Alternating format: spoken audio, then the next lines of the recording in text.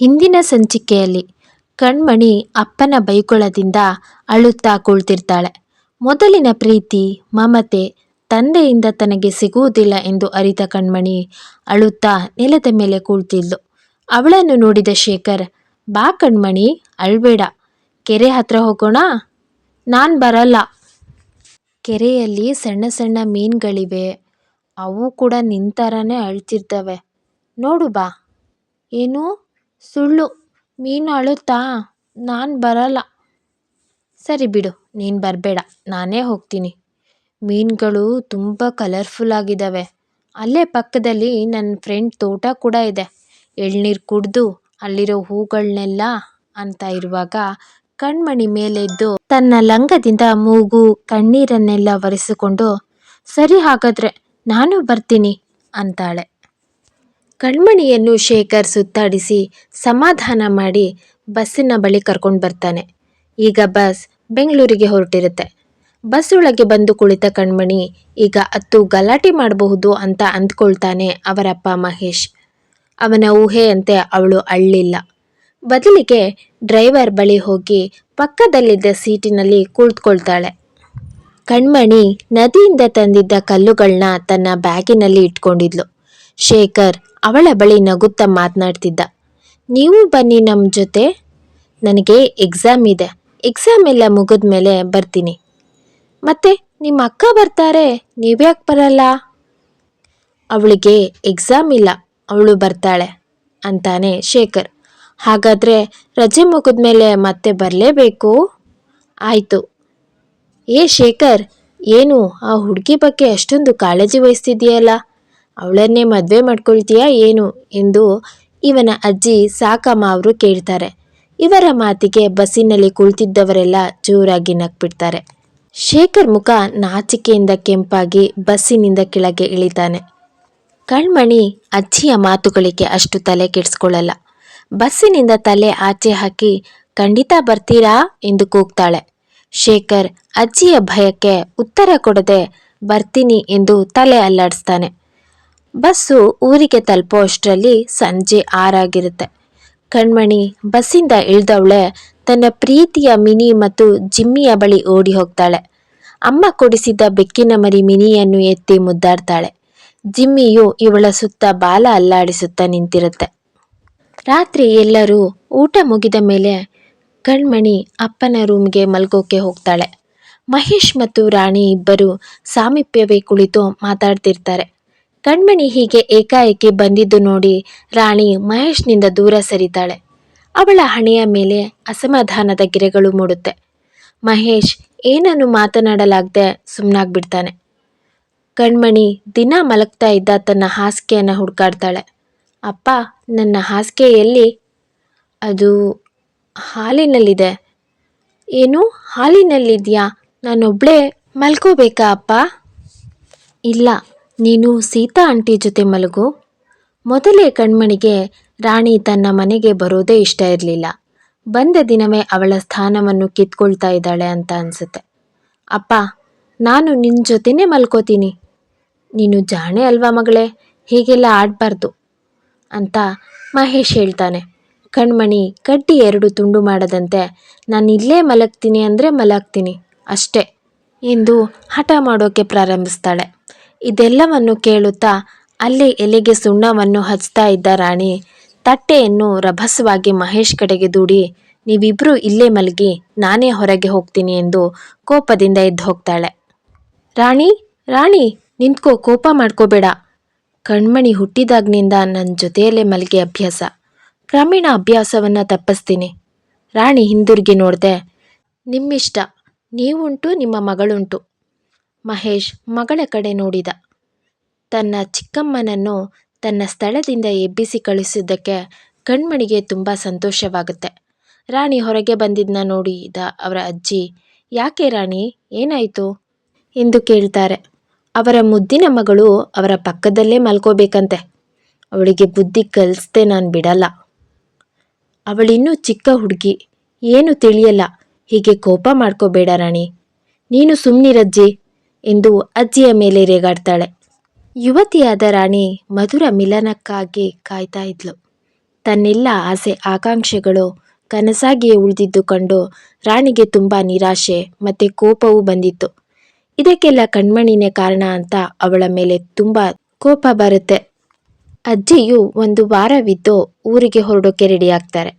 ಈ ಒಂದು ವಾರದಲ್ಲಿ ರಾಣಿ ಮಹೇಶ್ನ ರೂಮ್ಗೆ ಕಾಲೇ ಇಡಲ್ಲ. ದಿನಕ್ಕೊಂದು ಬಗೆ ಬಗೆಯ ಶೃಂಗಾರ ಮಾಡಿಕೊಂಡು ತನ್ನ ಗಂಡನನ್ನು ವಶಪಡಿಸಿಕೊಳ್ಳಲು ದಿನಗಳನ್ನ ಎದುರು ನೋಡ್ತಾ ಇರ್ತಾಳೆ. ಇತ್ತ ಮಹೇಶ್ ನೂತನ ವಧುವಿನೊಡನೆ ಪ್ರೇಮಲಾಪನೆ ನಡೆಸಲು ಅವಳೊಂದಿಗೆ ಹಗಲು ಇರುಳು ಕಳೆಯಲು ಅವನ ಮನಸ್ಸು ಹಾತೊರೆಯುತ್ತಾ ಇರುತ್ತೆ. ಮಹೇಶ್ಗೆ ಹೆಣ್ಣಿನ ಸ್ಪರ್ಶ ತಪ್ಪಿ 3 ವರ್ಷಗಳೇ ಕಳೆದಿತ್ತು. ಆದರೆ ರಾಣಿ ಅವನ ಕೈಗೆ ಸಿಗದೆ ಸತಾಯಿಸ್ತಾ ಇದ್ಲು. ಮಹೇಶ್ನನ್ನು ಮೋಹದಿಂದ ತನ್ನವನನ್ನಾಗಿ ಮಾಡಿಕೊಳ್ಳಲು ಪಣ ತೊಟ್ಟಿದ್ಲು. ಒಂದು ದಿನ ರಾಣಿ ಶೃಂಗರಿಸಿಕೊಂಡು ಮಹೇಶ್ನ ಬಳಿಗೆ ಬರ್ತಾಳೆ. ಹೆಂಡತಿ ತನ್ನ ಮೇಲೆ ಇವಾಗಾದರೂ ಕೃಪೆ ತೋರಿ ತನ್ನತ್ರ ಬರ್ತಿದ್ದಾಳಲ್ಲ ಅಂತ ಬ್ರಹ್ಮಾನಂದವಾಗುತ್ತೆ ಅವನಿಗೆ. ರಾಣಿ ಮಹೇಶ್ನ ಸ್ವಲ್ಪ ದೂರದಲ್ಲೇ ಕುಳಿತು ಹೇಗಿದೆ ನನ್ನ ಸೀರೆ ಅಂತ ಕೇಳ್ತಾಳೆ. ರಾಣಿಯ ಕೃಪಾ ಕಟಾಕ್ಷಕ್ಕೆ ಮಹೇಶ್ನ ಮನಸ್ಸು ಉಲ್ಲಾಸದಿಂದ ಕುಣಿದಾಡುತ್ತೆ. ಚೆನ್ನಾಗಿದೆ ರಾಣಿ, ಈ ಸೀರೆ ನಿನಗೆ ತುಂಬ ಚೆನ್ನಾಗಿ ಒಪ್ಪುತ್ತೆ. ನಿನಗೆ ಹಸಿರು ಬಣ್ಣ ಅಂದರೆ ಇಷ್ಟ ಅನಿಸುತ್ತೆ, ಅದಕ್ಕೆ ಹಸಿರು ಬಣ್ಣನ ತುಂಬ ಉಡ್ತೀಯ ಕಾಣುತ್ತೆ. ಹೌದು, ನನಗೆ ತುಂಬ ಇಷ್ಟ, ಅದಕ್ಕೆ ಹಸಿರು ಶೇಡ್ ಇರೋ ಸೀರೆಗಳನ್ನೇ ನಾನು ಆರಿಸ್ತೀನಿ. ಮತ್ತೆ ಈ ರವಿಕೆ ಹೇಗಿದೆ ಎಂದು ಅವನ ಸಾಮೀಪ್ಯವೇ ಬರ್ತಾಳೆ. ಅವಳು ಮುಡಿದಿದ್ದ ಮಲ್ಲಿಗೆ ಮಹೇಶ್ನನ್ನು ಇನ್ನೂ ಉದ್ವೇಗಗೊಳಿಸಿತು. ಕಣ್ಮಣಿ ಮನೆಯಲ್ಲಿಯೇ ಇದ್ದಾಳಾ ಅಂತ ಕೇಳ್ತಾನೆ. ಏನೋ ನಾನು ನೋಡಿಲ್ಲ, ರಾಣಿ ಉದಾಸೀನದಿಂದ ಹೇಳ್ತಾಳೆ. ಮತ್ತೆ ನಾನು ಹಾಕಿರುವ ಸರ ಹೇಗಿದೆ, ಮಲ್ಲಿಗೆ ಹೇಗಿದೆ ಎನ್ನುತ್ತಿದ್ದವಳನ್ನು ಮಹೇಶ್ ತನ್ನ ಸಾಮೀಪ್ಯಕ್ಕೆ ಎಳಿತಾನೆ. ಅವನ ಕೈಗಳನ್ನು ದೂರ ತಳ್ಳಿ, ನಾನು ಅಥವಾ ಕಣ್ಮಣಿ ಇಬ್ಬರಲ್ಲಿ ಒಬ್ಬರಿಗೆ ಮಾತ್ರ ನಿಮ್ಮ ಪಕ್ಕದಲ್ಲಿ ಸ್ಥಾನವಿದೆ. ಕಣ್ಮಣಿ ಈ ರೂಮಿನಲ್ಲಿ ಮಲಗೋ ತನಕ ನಾನು ಈ ರೂಮಿಗೆ ಕಾಲಿಡಲ್ಲ ಅನ್ನುತ್ತಾ ರೂಮಿನಿಂದ ಆಚೆ ಕಾಲಿಡ್ತಾಳೆ ರಾಣಿ. ರಾಣಿ ನಿಂತ್ಕೋ ಎಂದು ಕೂಗ್ತಾನೆ ಮಹೇಶ್. ರಾಣಿ ಹತ್ತಿರ ಬಂದಾಗ ಮಹೇಶ್ನ ಎದೆ ಸಂತೋಷದಿಂದ ಕುಣಿದಾಡಿತ್ತು. ಕೋಪಿಸ್ಕೊಂಡು ಹೊರಹೋದಾಗ ಬರೀ ನಿರಾಸೆಯಷ್ಟೇ ಆಗಲಿಲ್ಲ, ಕೋಪ ಕೂಡ ಬರುತ್ತೆ ಅವನಿಗೆ. ಹೆಂಡತಿ ಮನೆಗೆ ಬಂದು 1 ವಾರವಾಗಿದ್ದರೂ ಆಕೆ ಮಹೇಶ್ನ ಪಾಲಿಗೆ ಗಗನ ಕುಸುಮವಾಗಿಯೇ ಉಳಿದಿದ್ಲು. ಇನ್ನೇನು ಹೆಂಡತಿ ತನ್ನ ತೆಕ್ಕೆಗೆ ಬಂದಳು ಎಂದುಕೊಳ್ಳುವಷ್ಟರಲ್ಲಿ ಹಕ್ಕಿಯಂತೆ ಕೈಗೆ ಸಿಗದೆ ಹಾರಿ ಹೋದ್ಲು ರಾಣಿ. ರಾಣಿ ತನ್ನಿಂದ ದೂರವಿರಲು ಕಣ್ಮಣಿನೇ ಕಾರಣ ಅಂತ ಮಗಳ ಮೇಲೆ ಕೋಪ ಮಾಡ್ಕೊಳ್ತಾನೆ ಮಹೇಶ್. ಕಣ್ಮಣಿ ಸ್ಕೂಲಿನಿಂದ ಬಂದವಳು ಸಾಕಮ್ಮನವರು ಕಾಣದಿದ್ದನ್ನು ನೋಡಿ ಅಜ್ಜಿ ಎಲ್ಲಿ ಎಂದು ಮಹೇಶ್ನ ಬಳಿ ಹೋಗಿ ಕೇಳ್ತಾಳೆ. ಅವರು ಊರಿಗೆ ಹೋದ್ರು. ಯಾಕೆ ಹೋಗ್ಬಿಟ್ರಾ, ಮತ್ತೆ ಬರ್ತಾರಾ ಅಂತ ಕೇಳ್ತಾಳೆ. ಸದ್ಯಕ್ಕೆ ಬರಲ್ಲ. ಸಾಕಮ್ಮ ಕಣ್ಮಣಿಯ ಬಳಿ ಪ್ರೀತಿಯಿಂದ ಸಲುಗೆಯಿಂದ ಮಾತನಾಡ್ತಿದ್ರು. ಅವರು ಕಾಣದಿದ್ದನ್ನು ನೋಡಿ ಆತಂಕವಾಯಿತು ಇವಳಿಗೆ. ಕಣ್ಮಣಿ ಹೆಚ್ಚೇನು ಪ್ರಶ್ನೆ ಮಾಡದೆ ತನ್ನ ಮುದ್ದು ಮಿನಿ ಮತ್ತು ಜಿಮ್ಮಿಯ ಜೊತೆ ಆಟವಾಡಲು ಹೋಗ್ತಾಳೆ. ಸಂಜೆ ಆಗ್ತಾ ಇದ್ದಂತೆ ದಟ್ಟವಾದ ಮೋಡಗಳು ಆಕಾಶದಲ್ಲಿ ಕವಿದು ಧಾರಾಕಾರವಾಗಿ ಮಳೆ ಸುರಿಯೋಕೆ ಪ್ರಾರಂಭಿಸುತ್ತೆ. ಗುಡುಗು ಮಿಂಚಿನ ಆರ್ಭಟದೊಂದಿಗೆ ಮನೆ ದೀಪ ಬೀದಿ ದೀಪಗಳೆಲ್ಲ ಆರಿ ಹೋಗುತ್ತೆ. ರಾಣಿ ಲ್ಯಾಂಟಿನ್ ಹತ್ತಿಸಿ ಮಂದ ಬೆಳಕಿನಲ್ಲೇ ಇಬ್ಬರಿಗೂ ಊಟ ಬಡಿಸಿದ್ಲು. ಕಣ್ಮಣಿ ಊಟ ಮುಗಿದ್ಮೇಲೆ ಮಿನಿ ಮತ್ತು ಜಿಮ್ಮಿಗೆ ಊಟ ಹಾಕಿ ರೂಮಿಗೆ ಮಲ್ಗೋಕೆ ಅಂತ ಬರ್ತಾಳೆ. ನೋಡಿದ್ರೆ ಹಾಸಿಗೆ ಅಲ್ಲಿರಲ್ಲ. ಅಪ್ಪ, ನನ್ನ ಹಾಸಿಗೆ ಎಲ್ಲಿ? ನಾವಿಬ್ರು ಹಾಲಿನಲ್ಲಿ ಮಲ್ಗೋಣ, ಇಲ್ಲಿ ಮಳೆ ನೀರು ಸೋರುತ್ತೆ ಎಂದು ಹಾಲಿಗೆ ಕರೆದುಕೊಂಡು ಹೋಗ್ತಾನೆ ಮಹೇಶ್. ಹಾಲಿನಲ್ಲೇ ಅಪ್ಪನ ಬಳಿ ಮಲ್ಕೊಳ್ತಾಳೆ ಕಣ್ಮಣಿ. ಗುಡುಗು ಮಿಂಚಿನಿಂದ ಭಯಗೊಂಡ ಕಣ್ಮಣಿ, ಅಪ್ಪ ನನಗೆ ತುಂಬ ಭಯ ಆಗ್ತಿದೆ ಅಂತ ಅಪ್ಪನ ಕೈಗಳನ್ನ ಬಿಗಿಯಾಗಿ ಹಿಡ್ಕೊಂಡು ನಿದ್ರೆಗೆ ಜಾರ್ತಾಳೆ. ಮಲಗಿದ್ದವಳಿಗೆ ಒಂದು ಭಯಂಕರ ಕನಸು ಬೀಳುತ್ತೆ. ಸುತ್ತಲೂ ಹಸಿರೇ ತುಂಬಿದ ದಟ್ಟವಾದ ಕಾಡಿನಲ್ಲಿ ಹೋಗ್ತಾ ಇರ್ತಾಳೆ. ಮರಗಳು ಆಕಾಶದೆತ್ತರಕ್ಕೆ ಬೆಳೆದಿರುತ್ತೆ. ಕಾಡಿನಲ್ಲಿ ಹುಲಿ ಸಿಂಹಗಳ ಗರ್ಜನೆಯಿಂದ ಅವಳಿಗೆ ಭಯ ಆಗ್ತಿತ್ತು. ಭಯದಿಂದ ಹಿಡಿದಿದ್ದ ಅವರ ಅಪ್ಪನ ಕೈಯಿಂದ ಅವಳ ಕೈ ಜಾರಿ ಹೋಗುತ್ತೆ. ಕಣ್ಮಣಿ ಹೆದರಿ ಅಪ್ಪ ಅಂತ ಕೂಗ್ತಾಳೆ. ಸುತ್ತಲೂ ಕತ್ತಲೆ. ಎಲ್ಲಿಗೆ ಹೋಗ್ಬೇಕಂತ ತಿಳಿಯದೆ ಅಪ್ಪ ಅಂತ ಜೋರಾಗಿ ಕೂಕೊಳ್ತಾಳೆ. ಕ್ರಮೇಣ ಕತ್ತಲು ಕರಗಿ ಹಸಿರು ಬಣ್ಣದ ಬೆಂಕಿಯ ಜ್ವಾಲೆ ಅವಳ ಸುತ್ತ ಉರಿಯುತ್ತಾ ಇರುತ್ತೆ. ಕುಣಿಯುತ್ತಿದ್ದ ಹಸಿರು ಜ್ವಾಲೆಯ ನಡುವೆ ಅವಳ ಪ್ರೀತಿಯ ಬೆಕ್ಕು ಮಿನಿ ಅವಳ ಬಳಿ ಓಡಿ ಬಂದು ನಂತರ ನಾಯಿ ಗಾತ್ರವಾಗುತ್ತೆ, ಎತ್ತಿನ ಗಾತ್ರ ಆಗುತ್ತೆ, ನಂತರ ಆನೆ ರೂಪ ಪಡ್ಕೊಂಡು ಬಿಡುತ್ತೆ. ಆನೆ ರೂಪ ಪಡೆದ ಬೆಕ್ಕು ಹುಲಿಯಂತೆ ಗರ್ಜಿಸಿ ಕಣ್ಮಣಿಯ ಮೇಲೆ ಹಾರ್ಬಿಡುತ್ತೆ. ಇದೆಲ್ಲ ಕನಸಿನಿಂದ ಕಣ್ಮಣಿ ಮತ್ತು ಸಿಡಿಲಿನ ಶಬ್ದಕ್ಕೆ ಕಿಟಾರನೆ ಕಿರಿಚಿ ಎಚ್ಚರ ಆಗ್ಬಿಡ್ತಾಳೆ. ಎಚ್ಚರ ಆಗಿದ್ದವಳೆ ಕಣ್ಬಿಟ್ಟು ನೋಡಿದ್ರೆ ಆಕಾಶದಲ್ಲಿ ನಿಜವಾಗ್ಲೂ ನೂರಾರು ಮಿಂಚುಕೋಲ್ಗಳು ಹೊಳೆದು ಮಾಯವಾಗ್ತಾ ಇರುತ್ತೆ.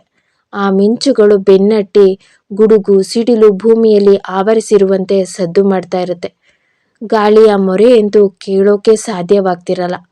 ಪ್ರಕೃತಿಯ ರುದ್ರನಾಟ್ಯ ಕನಸಿನ ಭೀಕರತೆ ನಡುವೆ ಸಿಕ್ಕಿ ಬೇಟೆಗಾರರೊಡನೆ ಸಿಕ್ಕ ಮೊಲದ ಮರಿಯಂತೆ ಕಣ್ಮಣಿ ತಲ್ಲಣಿಸ್ತಾಳೆ. ಆ ಚಳಿಯಲ್ಲೂ ಅವಳು ಬೆವತು ಗಡಗಡನೆ ನಡುಗ್ತಾ ಇರ್ತಾಳೆ. ಹೆದರಿ ತಂದೆಯನ್ನ ಅಪ್ಪಿಕೊಳ್ಳಲು ಕೈ ಚಾಚ್ತಾಳೆ. ತಂದೆ ಅವಳ ಪಕ್ಕದಲ್ಲಿ ಸಿಗಲ್ಲ. ಅದರ ಬದಲಿಗೆ ತಣ್ಣಗೆ ಕೊರೆಯುತ್ತಿದ್ದನ್ನೆಲ್ಲ ಸ್ಪರ್ಶವಾಗುತ್ತೆ ಅವಳ ಕೈಗೆ. ಕಣ್ಮಣಿ ಹೆದರಿ ಕಂಗಾಲಾಗಿ ಪಕ್ಕಕ್ಕೆ ತಿರುಗಿ ನೋಡಿದ್ರೆ ಕತ್ತಲೆಯಲ್ಲಿ ಅವಳಿಗೆ ಏನೂ ಕಾಣಲ್ಲ. ಮಿಂಚಿನ ಬೆಳಕೊಂದು ಬಂದು ಬಡಿದಾಗ ಪಕ್ಕದಲ್ಲಿ ಯಾರೂ ಇಲ್ಲ ಎಂಬುದು ಕಣ್ಮಣಿಗೆ ತಿಳಿದು ದೊಡ್ಡ ದೊಡ್ಡ ಗುಡುಗು ತನ್ನ ಮೇಲೆ ಬಂದು ಬೀಳುತ್ತಿದೆಯೇನೋ ಅಂತ ಭಾಸ ಆಗಿ ಕಣ್ಮಣಿ ಗಟ್ಟಿಯಾಗಿ ಚೀರ್ತಾಳೆ. ಅಪ್ಪಾ ಅಪ್ಪಾ ಅಂತ ಕೂಗ್ತಾಳೆ. ಅವಳ ಕರೆಗೆ ಯಾರೂ ಓಗೊಡಲಿಲ್ಲ. ಅಪ್ಪ ತನಗೆ ಈ ರೀತಿ ಮೋಸ ಮಾಡಬಹುದೆಂದು ಕಣ್ಮಣಿ ಕನಸಲ್ಲೂ ಎಣಿಸಿರಲ್ಲ.